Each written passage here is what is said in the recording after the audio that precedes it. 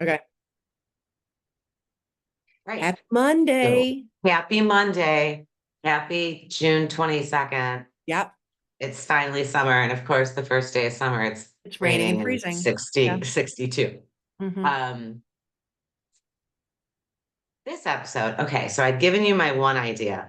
I'm going to do the first part and I'm going to segue into the other part. Oh, okay. All right. Okay. So, okay, so yesterday I went to a fundraiser Yes. that is for the in memory of my friend's son who was tragically killed. Okay. Okay. I will not go into how.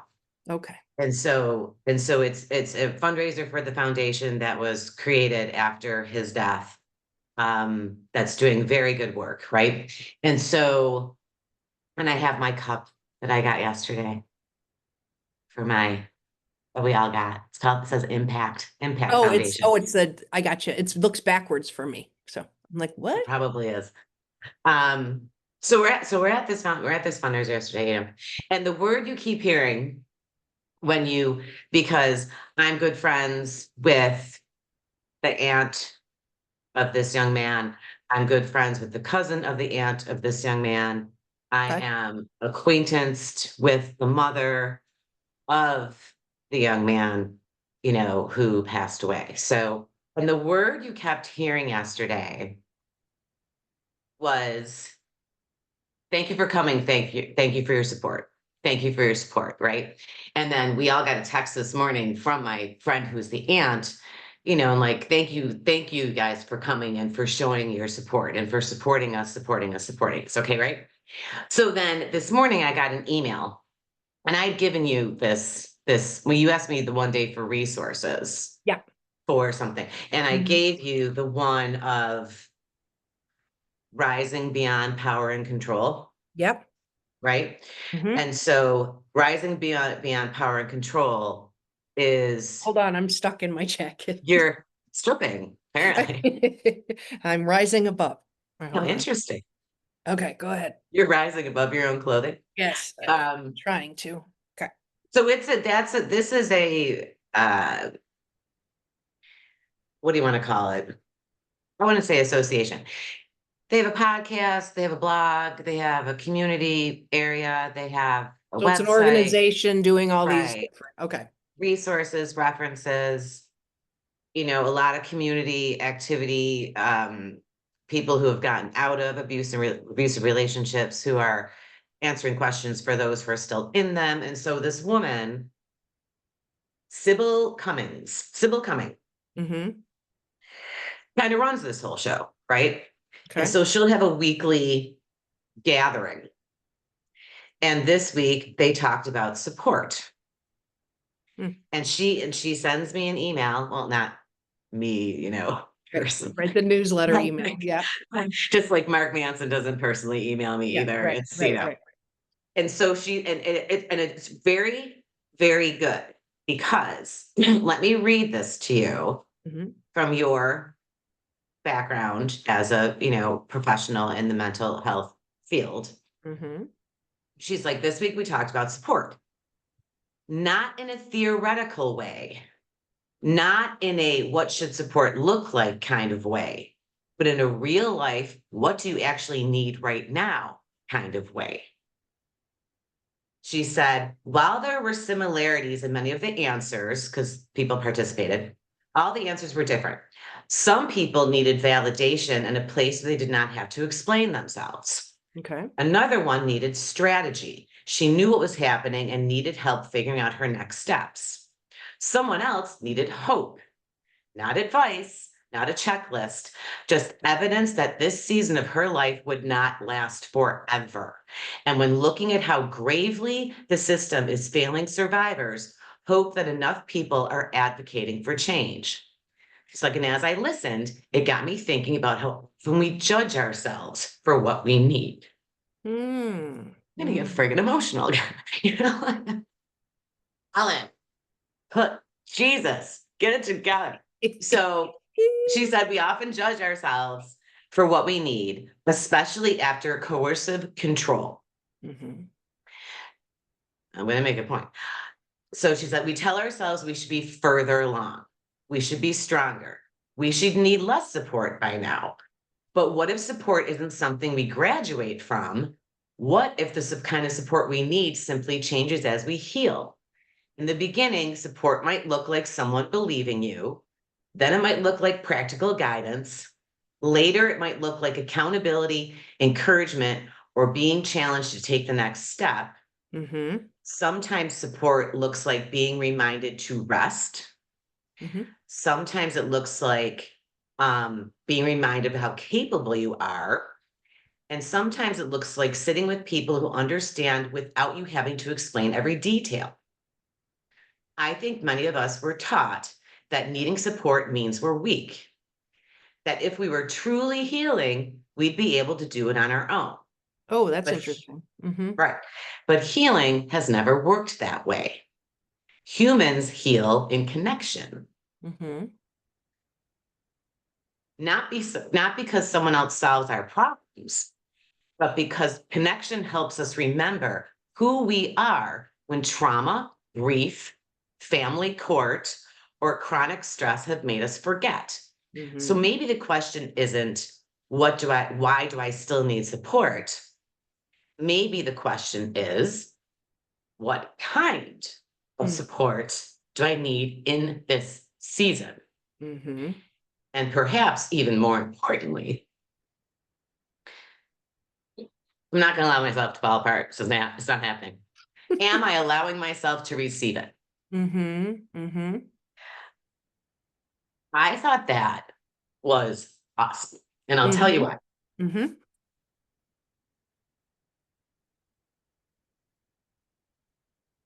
sometimes when someone goes through a trauma or a crisis, okay, Mhm.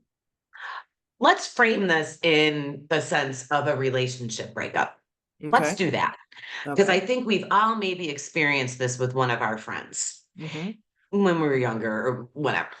Say two people break up, and months later, or even a year later, or 2 years later, the person's still talking about it. Mhm. We've all been there when either one of us or another friend in the group says, God, aren't you over this yet? Mhm. Yep.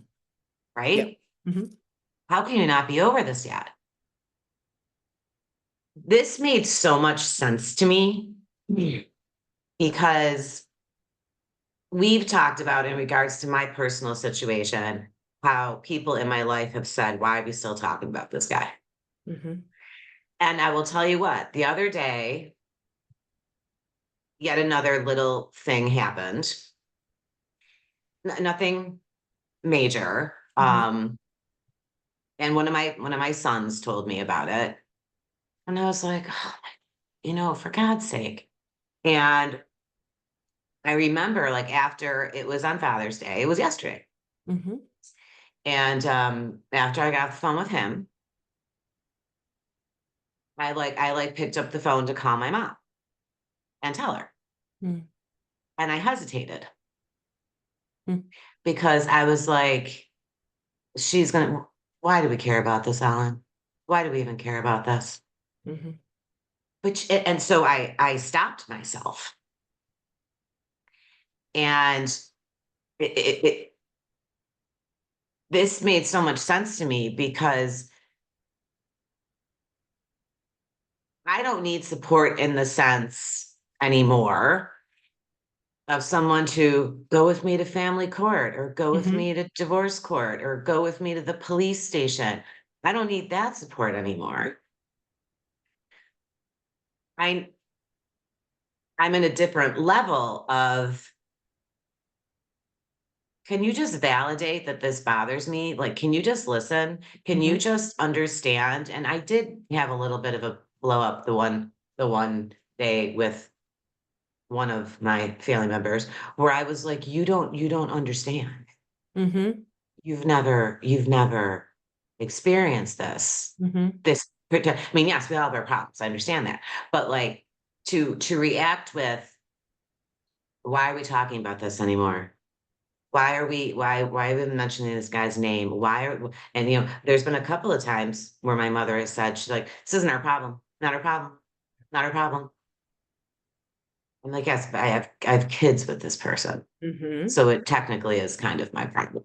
And Mm-hmm. so when she said in there,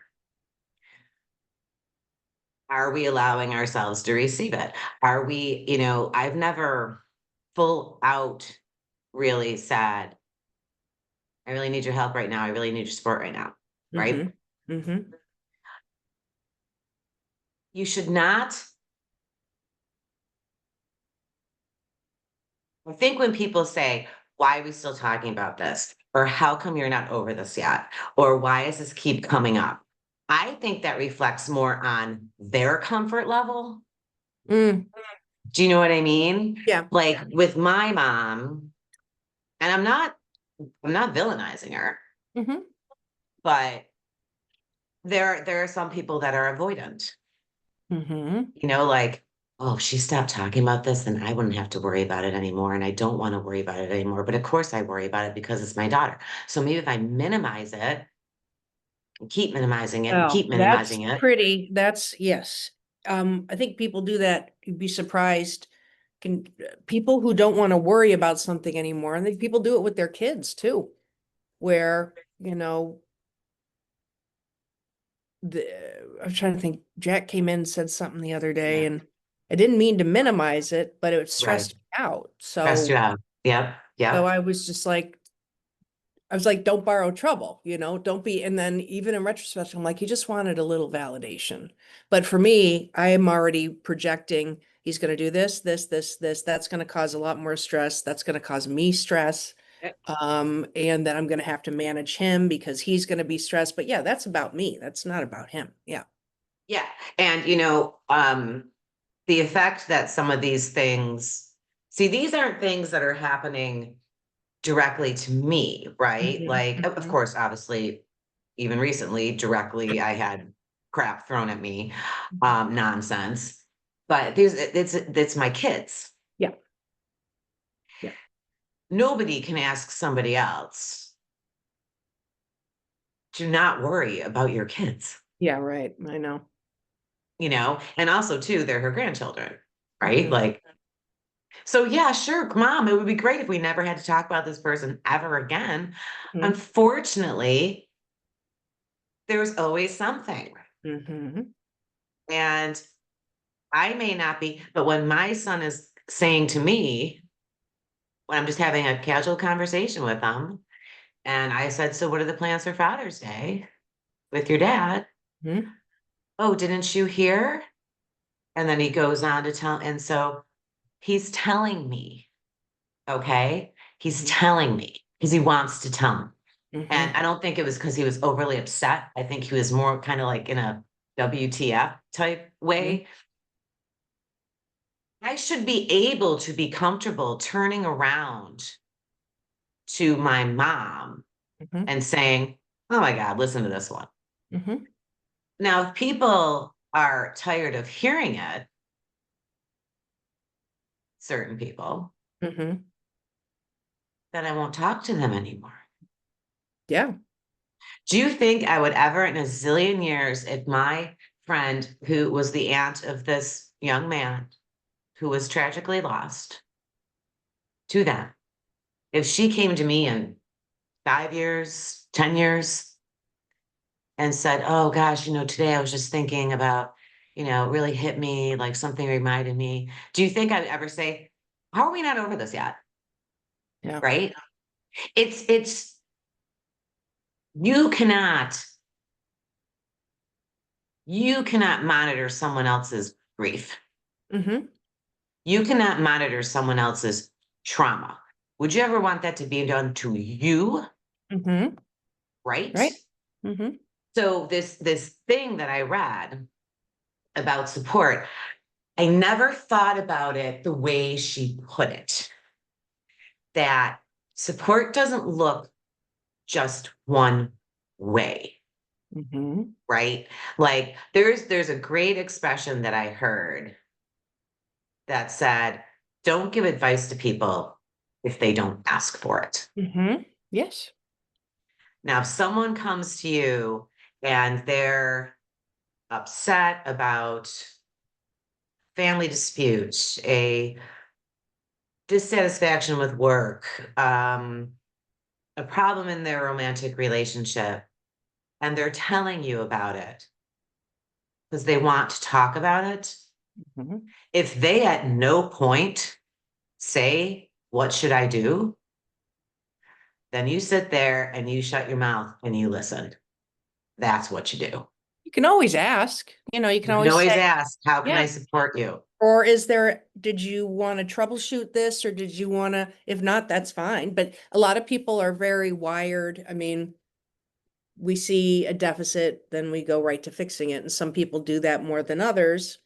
It's just cause effect. This thing's broken. This is how we fix it. It's just so, I mean, it's one of the downfalls of a lot of new therapists because they immediately go into fix it mode where a lot of times people don't have any, don't, you know, they're not looking for that. They're looking for validation or And they quiet want to space vent. or to be just in an empathic moment with another human being. So yeah, I think that the natural inclination, and it is a challenge with so many relationships and everything doesn't, because I'm speaking doesn't mean I need you to fix it. Yeah. Yeah. I Hmm. mean, so time doesn't matter. Okay. There's no timeline. You should support your loved ones in whatever way they need it at the time. Hmm. Now, if that's them wanting to cry their eyes out, or if that's you going to their adult dance recital because they decided to take up tap dancing. Okay. Like Wait, it who's can, doing that? When are we going? I was actually Where, thinking maybe where, when, and jazz, who's bringing the jazz hands. beverages? What's Or when I decide to become a stand-up comedian, because I really think I'm built for it. But like you can support people in all different ways for all different reasons. Yeah. And it doesn't look just one way. And also, too, I believe if you really care for someone, like the support, you don't graduate from it. That was Hmm. her best comment. Hmm. You don't graduate from it. You don't get to a point where you're like, okay, that's over. Okay, we're all done, you guys. Just newsflash, like Right. that's all set, right? That doesn't really happen. Right. Okay. And I think her points were really good. And Hmm. like I said, having the word support come up over and over and over again yesterday Hmm. and this morning, Yeah. and how people are showing it in different ways, Yeah. whether it was volunteering at the event, coming to the event, donating to the event. We all do it in different ways. Hmm. Um, I don't, if someone was ever to say to one of them, well, I can't be involved with this anymore. I can't be, that's not a good person to have in your life. It's not a good person to have in your life. Okay. Especially since So they took something so tragic and turned it into such a hopeful event and something that can make a amazing, difference. How could you not support that? I mean, geez. amazing, right? So yeah, and so like this to me ties in. Okay. So what I wanted to talk about today are the viral nuns of TikTok, Hmm. the Dominican Sisters Open Mic, Hmm. which I read an article, it was in Cosmopolitan on June 15th, 2026. And the title is like, the nuns that have, oh gosh, I should have written it down. Something like the nuns that have the internet in a chokehold. And it said it's the happiest, most wholesome corner of the internet. It's very sweet. Yeah. And there's so many reasons to love, right? There are so many reasons to love it. Like, because I joined TikTok, I read this article in Cosmo, and I specifically joined TikTok just to watch them. I don't follow Hmm. anybody. They're the only people I follow. Hmm. of course, I'm getting all these I cannot figure out TikTok to save my life, which is why I sent you those because I'm like, I'm gonna lose them. Um, they are wonderful. It's hosted by Sister Miriam.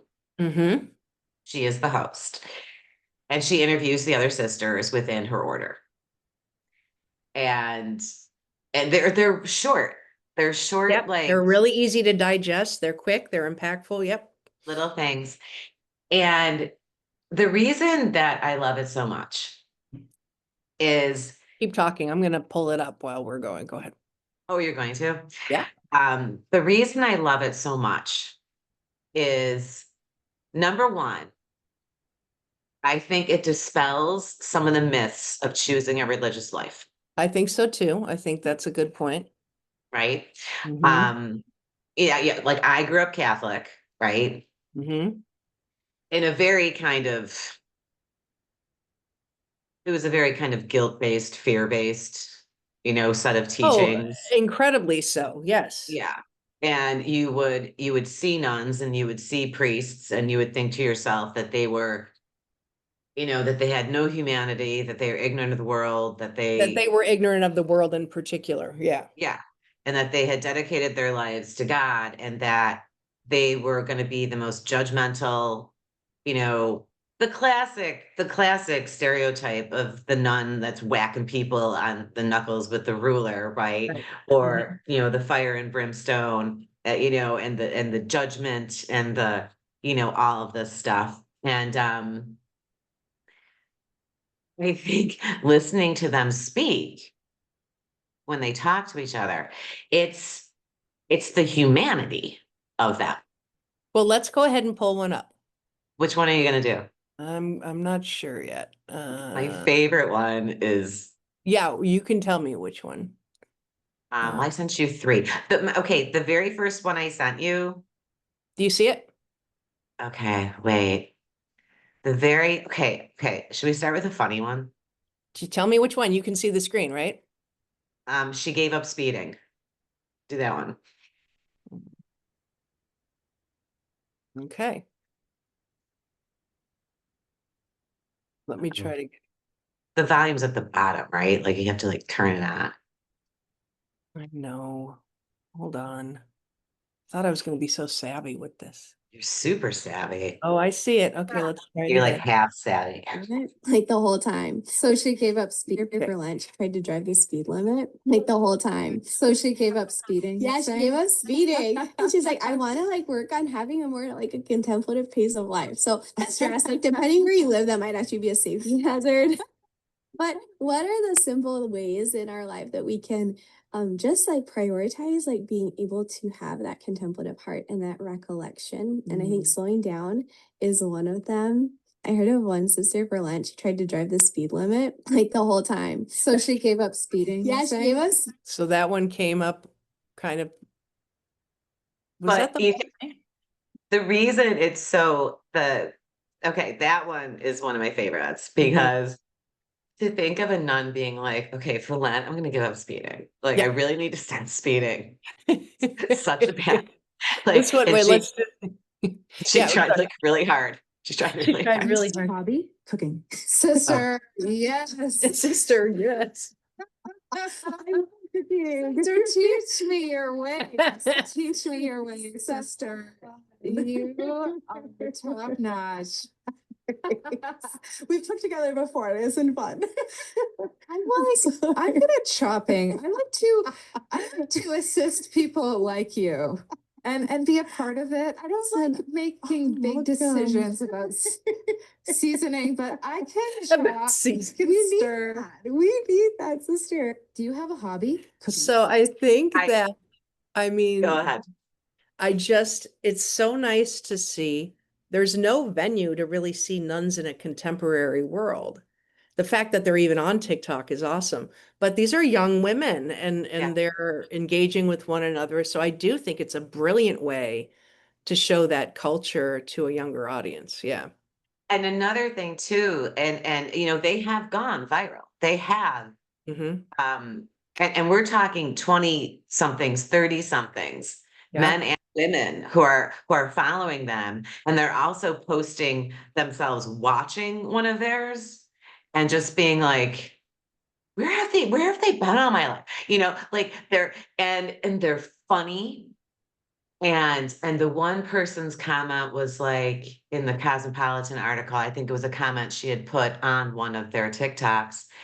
And she was like, I want that type of stress-free laughter in my life. She's Mm. like, they are so light and and I love it. And like my all-time favorite one, the sister who was talking about the other sister trying to stop speeding. This one I think went viral too, is my sister Miriam asked her, I think her name is Sister Mary Bethany.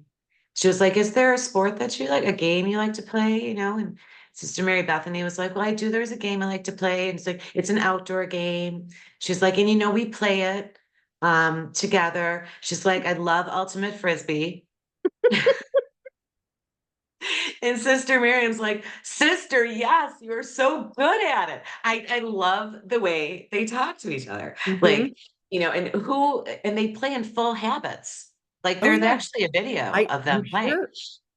And, you know, the one that really brought them into prominence was when Yeah. she asked the one sister, do you have any hobbies? And she was like, ugh, no, it's just like something else to do. And people were like, I totally get that. I It's just totally like get that. that's another thing I have to check off my list. Yeah.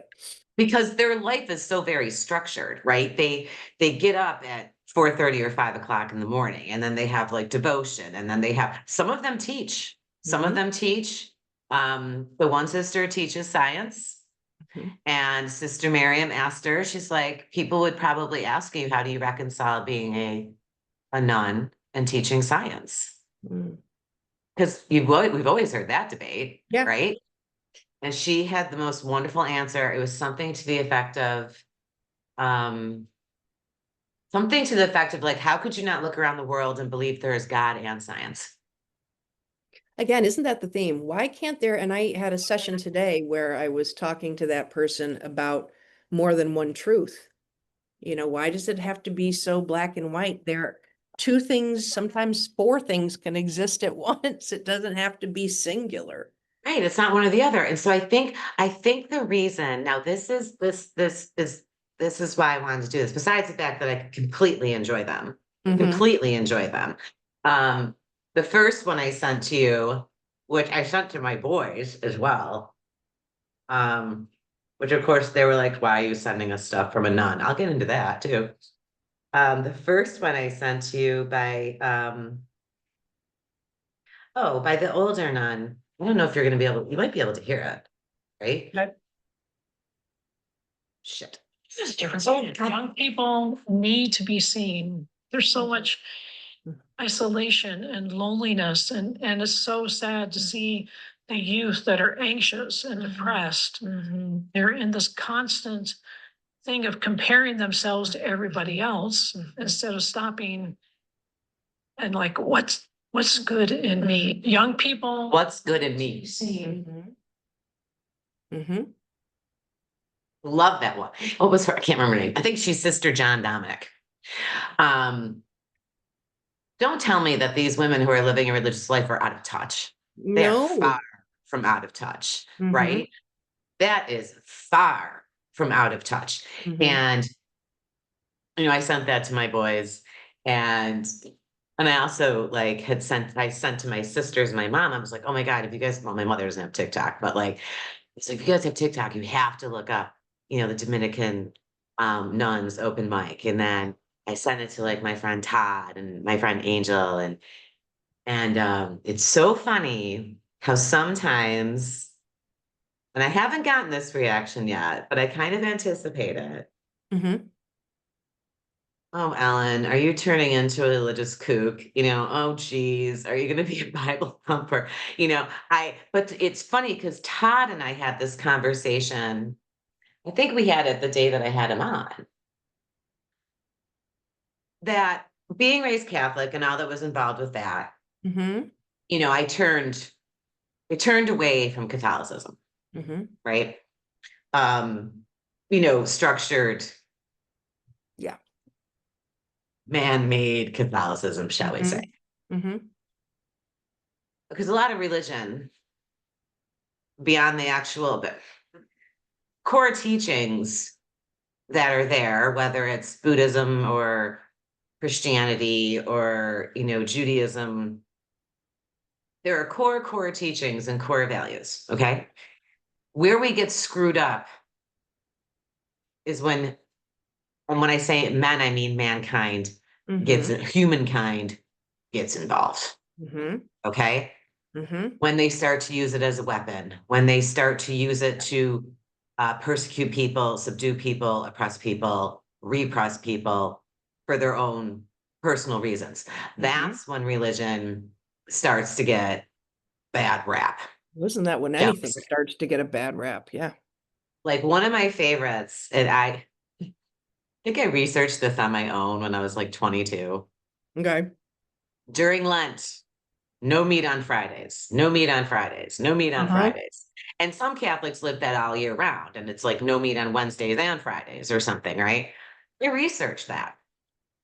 And you know when that came about? No. In like the 1400s, maybe 1500. I could be wrong with the dates. You want to know why? Why? Because the fishermen were struggling Oh. and they want the fisherman trade was struggling.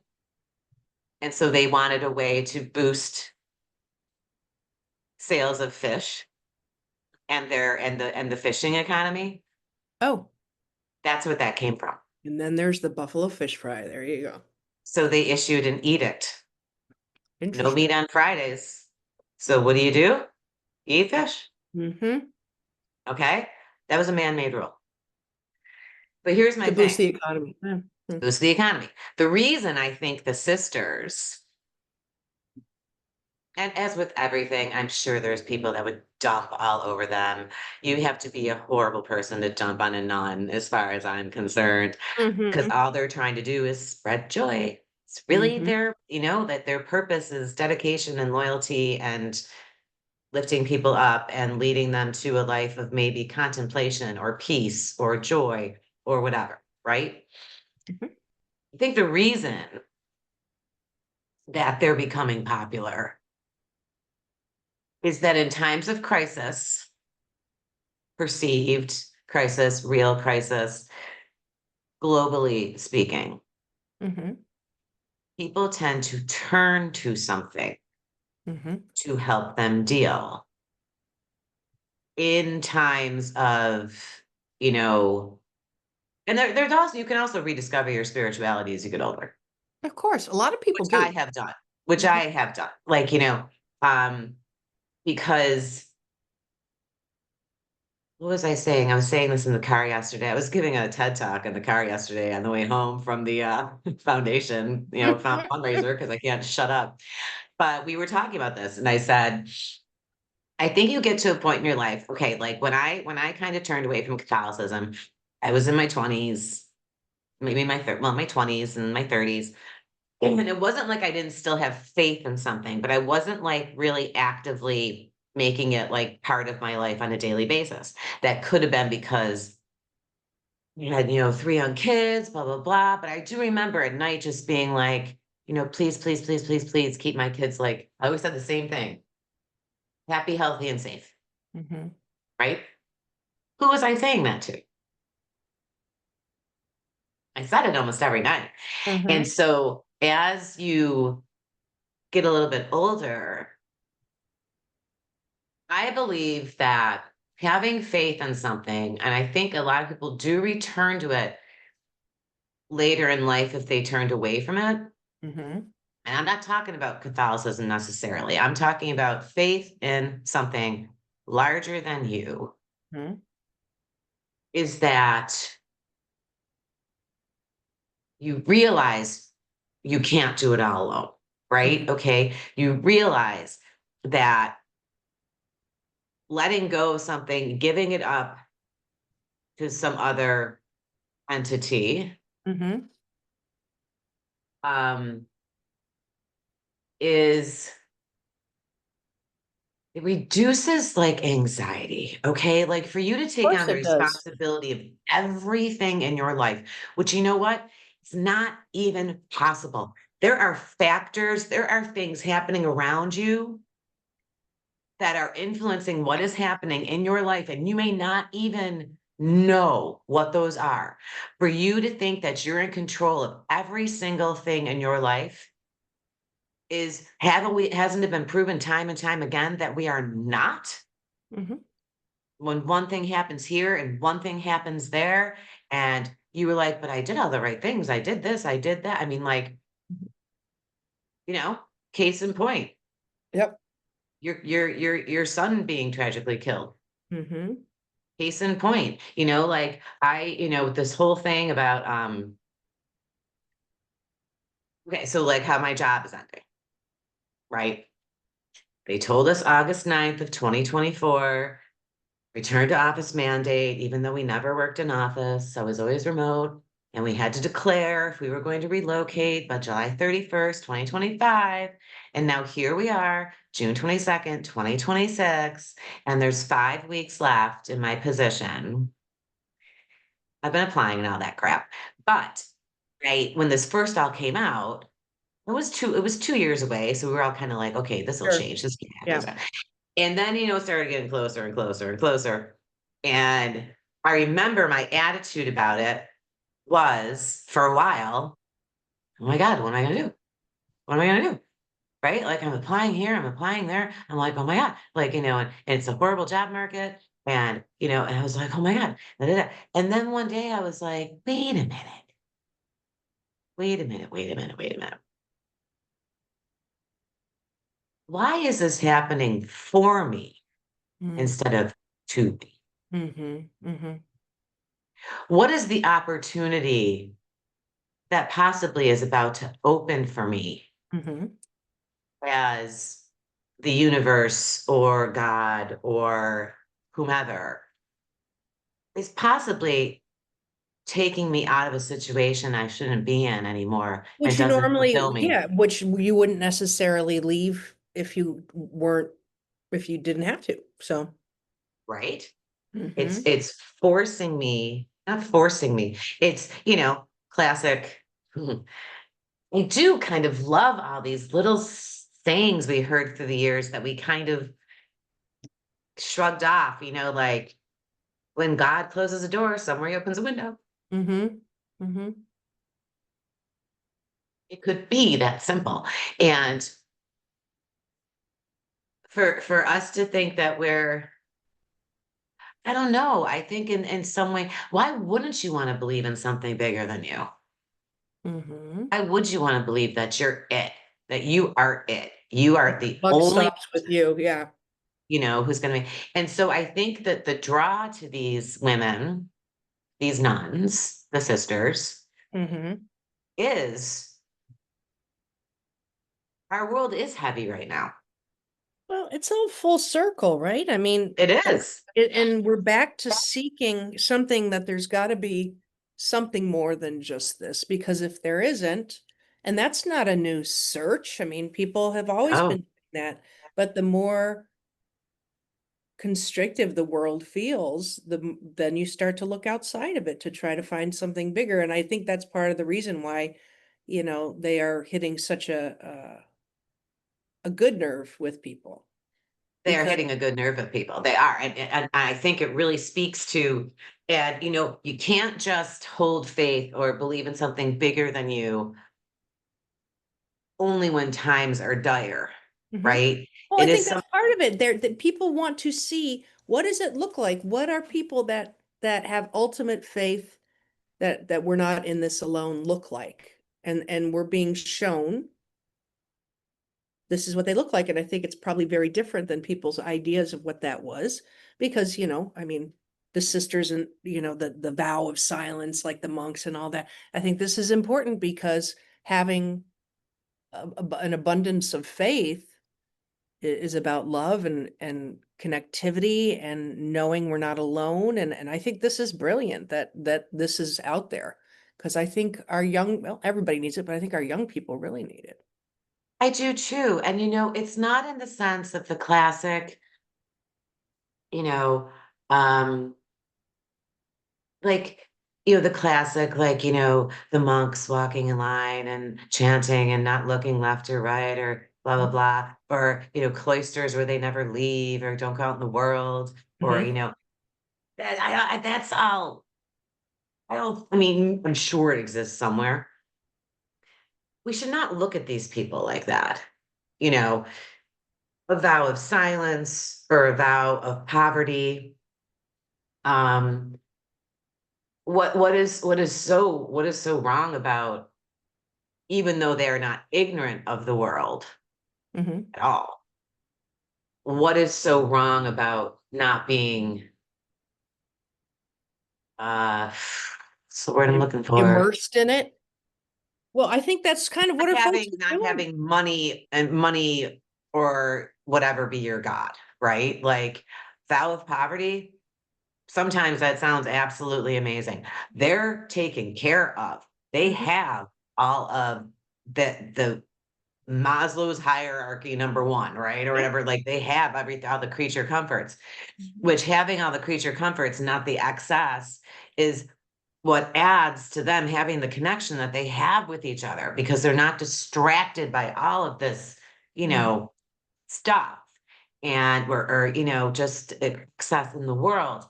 And that's why I think people, and a funny analogy, because another article that I read today, which was kind of goes along with, what else? You know what else booms in popularity during times of like global upheaval or crisis? Sex. Crossword puzzles. Okay. Believe it or not, I just read an article today about, like, during during the Depression, during World War II, during COVID, the uptick in people doing crossword puzzles. And it's because it's an exercise when you're trying to solve the clue and, complete the Mhm. puzzle, and maybe you're even timing yourself or whatever. Mhm. Um, it's an exercise where your brain can only do that. It keeps you, yeah, it keeps you absolutely present, so you can't think of anything else. Yeah. Keeps you 100% like right there. So it's crossword puzzles and word games. And the author was like, the like one of the oldest, simplest, right? Like, thing you can think of, right? Like, it's not video games. It's not that. I mean, yes, you can do the New York Times mini on your phone, right? Yeah, Yes, yeah, yeah. absolutely. But, well, yes, they just made it more accessible for you, Mhm. right? But, like, this author was like, I'll be on the subway in New York City. She's like, everybody's got the paper out with a pen. She's like, or you'll hear somebody on the phone being like, I got the mini in a minute in 1 second, like, there's a rise in popularity of that during these times. And I just found that to be so interesting, because it was so random to me. Yeah. I was like, oh, but I can see that, right? Like, I can see that. Creature I comfort.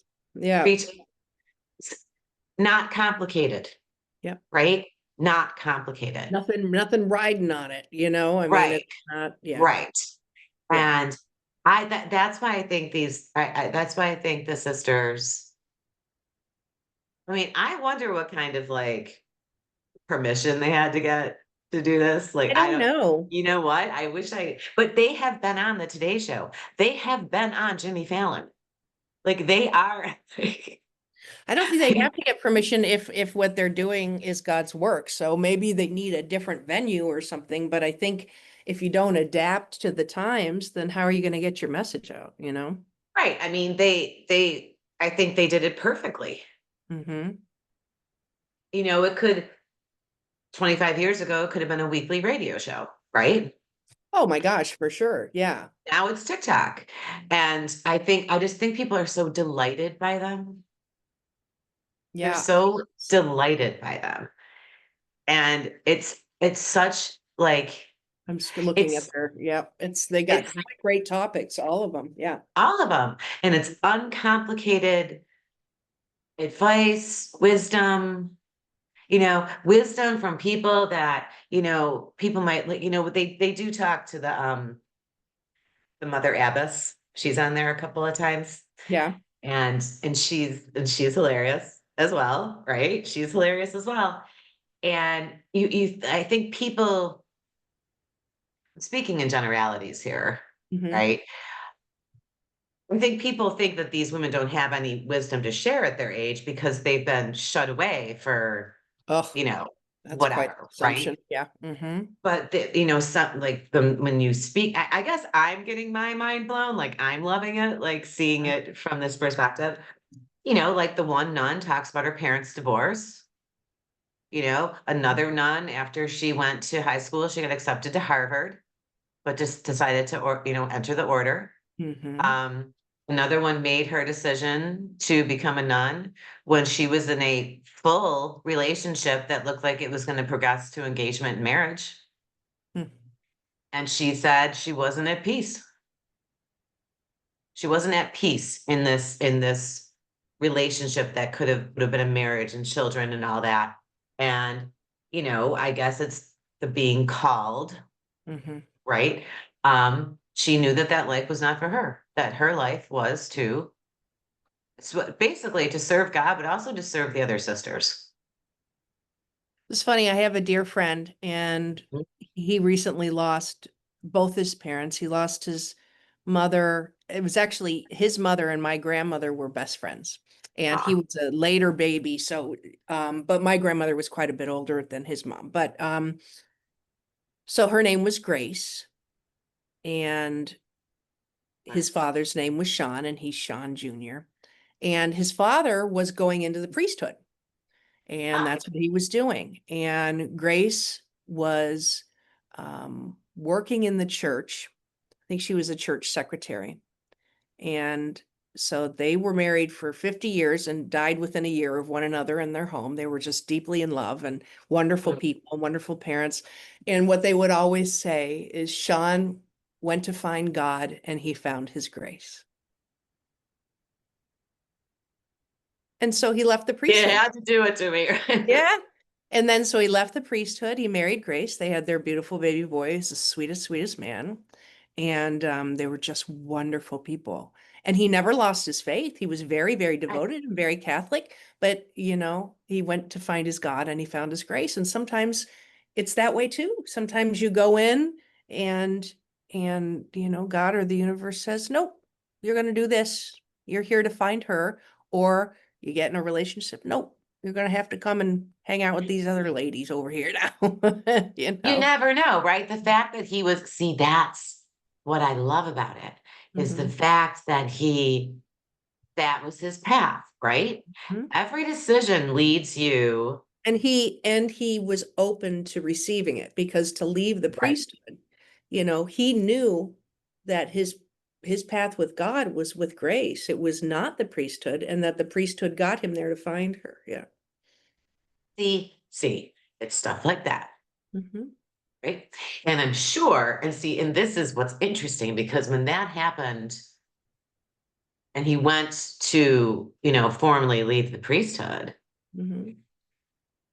they probably supported him because they knew it was his Oh, path. I don't know the whole journey, but I know that he still had a very good relationship with his church. Yeah. Okay, well, first of all, okay, my favorite movie of all time is The Sound of Music. Oh, okay. Oh, hands down. It's funny because I was thinking, yeah, Julie Andrews plays a good nun, but yeah. Oh, it's not Julie Andrews. It's the Reverend Mother. That's the one. Oh, okay. That movie has a great I mean, she message. plays a good nun in other, not in The Sound of Music, but she plays a good nun. But yes, the Reverend Mother, yeah. Hmm. That movie has always well, I just love the whole thing, right? Everybody knows it. Everyone knows the scene. Climb every mountain. Hmm. Hmm. Doesn't mean she was losing her faith, Mm-mm. but that was her path. Hmm. So, even though it's kind of like reconciling the relationship I had with Catholicism, like growing up. Almost that, some priests did it well, some not so great, but like, it's a wonderful thing to have faith in something. Mhm. And there's been like some stigma, over the year, well, of course, in the Catholic Church, oh my God. Stigma and stuff, but strip all of that stuff away, right? Like the sisters do. Strip all of that stuff away Mhm. and go to core teachings Mhm. that really they don't belong to Catholicism. Okay. You're gonna see the same core teachings in Buddhism, Oh, the Judaism, general stuff, sure. Taoism, We like, just chose which way we wanted to worship, how we wanted it to be a part of our lives, but it's all the same stuff, yeah. I just think, and I'm not here to, I'm not preaching in any sense of the word. I think it's a great comfort and it's a great joy almost, and it's a great like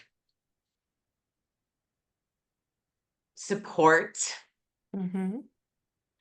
um to believe in something else, something bigger. Tell And you we one always point upwards when we say that. The thing. bigger doesn't necessarily have to be floating in the Oh, I sky. think, Okay.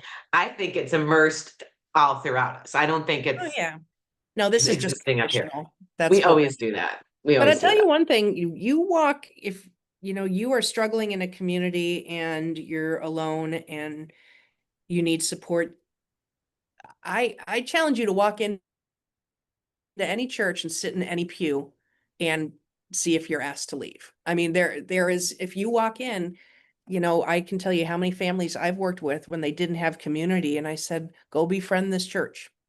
Just go meet these people, Or just go in and sit there in peace. yeah, or just go be there. Um, Yeah. on that I'll note, tell you. I Oh, have to actually walk into our chapel because my building has a chapel here.